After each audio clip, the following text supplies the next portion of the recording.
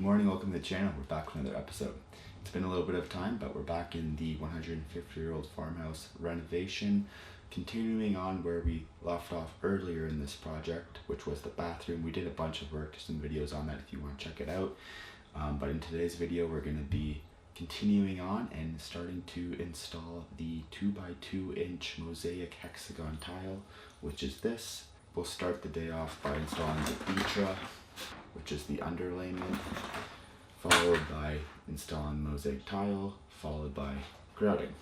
It's going to be mostly a silent video. I might do a bit of a voiceover, we'll see, just to keep the noise down a little bit as the family lives here now and we have someone working from home just on the other side of the room here. So I'll show you what I'm going to be using to begin. Alright, so I have all my tools here, gloves, trowel, a Vitra specific trowel, a float, a mixer, drill, and a 2x4, which you'll see what that is for in a moment here. And I'm going to use all set by Schluter. It can be used to install the Vitra as well as the tile, so it's just a good all-in-one modified thin set. To begin, I'm going to dry fit all of my Vitra. It cuts really easily, so you really don't have to use a tape measure or anything too often, especially for such a small room. I just tend to like to roll it out and cut it as I go like this. It cuts really easy. It's in a grid pattern, so you can kind of just follow the lines. And I measure out, yeah, there obviously I have to use a tape measure, but again, cutting is really easy. You just have to find which grid you're going to cut down and then just follow that line all the way through, just with a utility knife.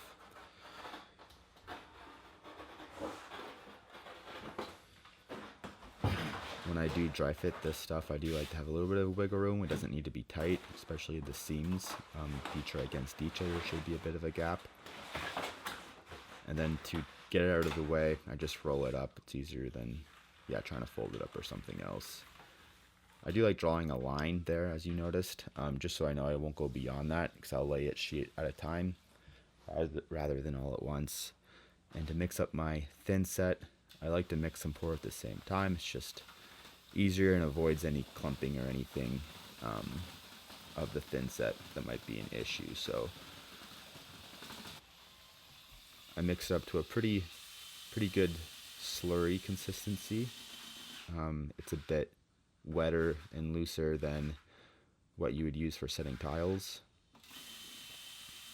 I like cleaning off the rim of my bucket as well. It just avoids any clumps and any thin set drying prematurely. Put on my gloves, and then I go ahead and clean my substrate.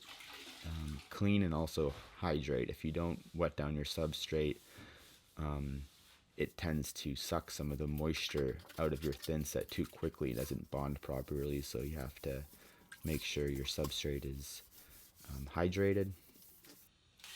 And then I go back and mix up my thin set again.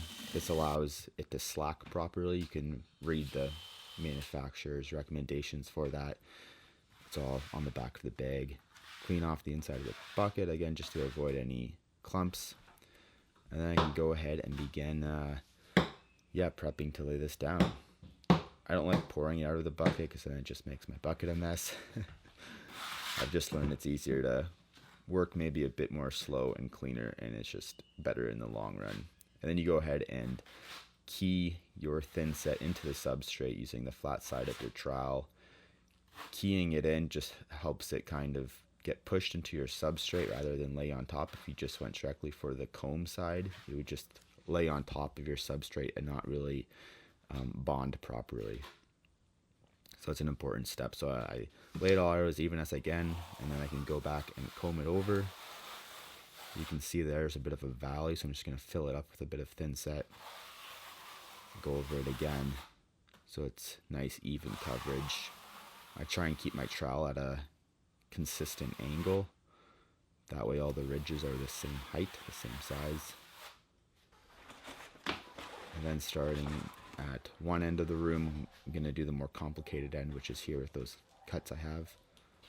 And then just roll it out to the other end. And that 2x4, you can use a roller or other tools meant for this, but I just had this on me, and I just have to push down the Ditra into the thin set. I start in the middle and work my way out so I don't cause any rippling or bubbles.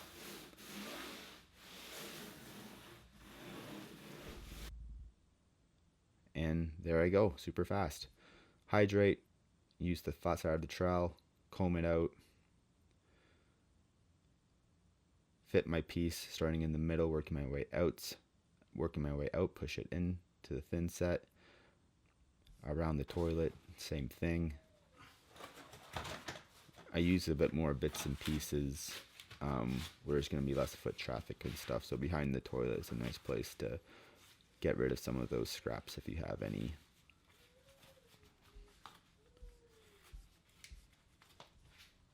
And then again, I'm going to push it down using this flat 2x4 and just make sure there's proper coverage of the Ditra to the thin set. And I can go ahead and begin tiling. So I like to dry fit all my tiles first. You can see here I'm just going to line them all up, make sure they fit. And to start off, I'm going to start off with a flat edge. The corner of these hexagons are in my way. So I'm just going to use my tile nibblers, I think they're called, to cut off that edge so I can push it tighter against the wall. This is a great tool. I'd recommend it. I do most of my jobs like this for floors with the nibblers. Just saves time and mess. So now it's tight against the floor. My tile's coming down from the shower are going to cover it. And that will be my starting tile, my starting point. I like starting against the tub typically because it's flat and straight and it's going to be in your line of sight the most typically. So to fit around some of these angles, I'm just going to use my utility knife and cut the mesh backer off of the sheet. And with a combination between doing that and using my tile nibblers, I can make most of my cuts rather than going down 30-second walk to my wet saw that's outside. It's just cleaner and faster doing it this way.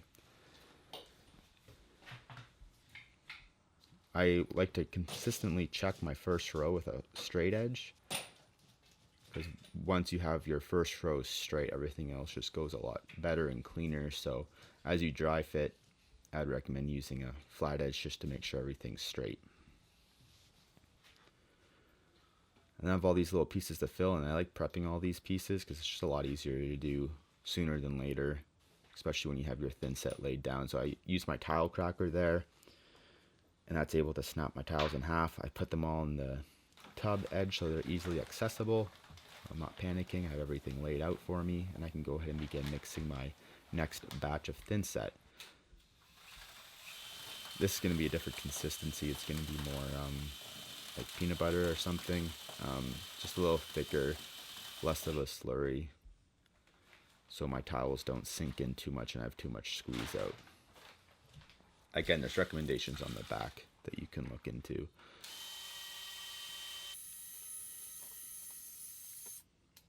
You can see the consistency there a little bit.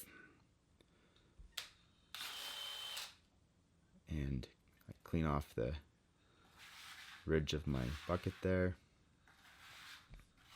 so it remains clean.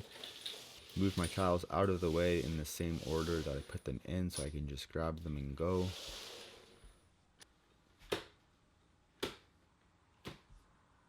And then I can begin spreading out my thin set.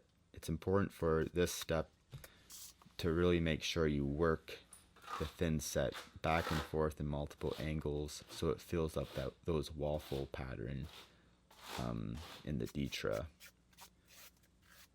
This provides the uncoupling process that the Ditra is supposed to provide, but you have to make sure the thin set's keyed into and fills up those waffle shapes. Once they're filled up, I can comb it straight. Try and comb in one consistent direction if you can.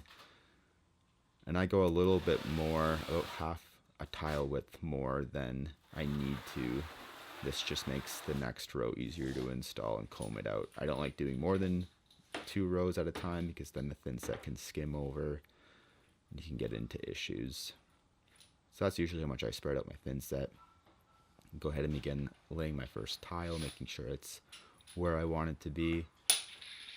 And then you'll notice how for my second and future tiles, I'll slide off that first piece like this and then drop it into place. It's just like the cleanest method of installing it that I've found, rather than trying just laying it on. So I slide and drop, and typically there's no squeeze out or anything and just less mess.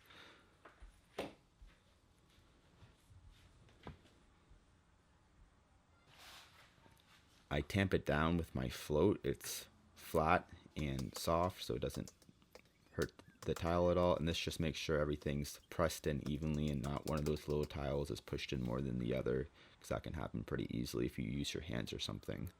I shouldn't be leaning on the tile. I hope I don't have too much weight on that hand, but I fill in all those little pieces, just grab them off the edge of the tub there, so it's super convenient, easy to put in. And I just take my time a little bit with this process, because this is, again, the first row and usually the most visible row. Clean up as I go, so it's easier to clean up before than after the thin set's dry. And I just continue on.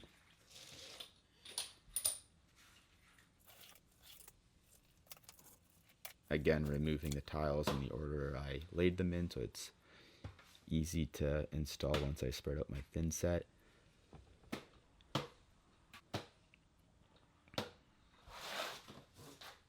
Using the flat side of my trowel, key it into the waffle pattern of the Ditra.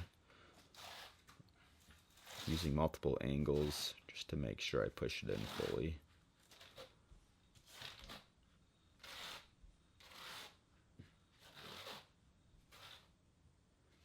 And then once I have a good section done like this, I can go ahead and comb it out. Try and do it in one direction. Try and keep my angle consistent so those ridges are the same height everywhere. And then I can proceed to install that first row.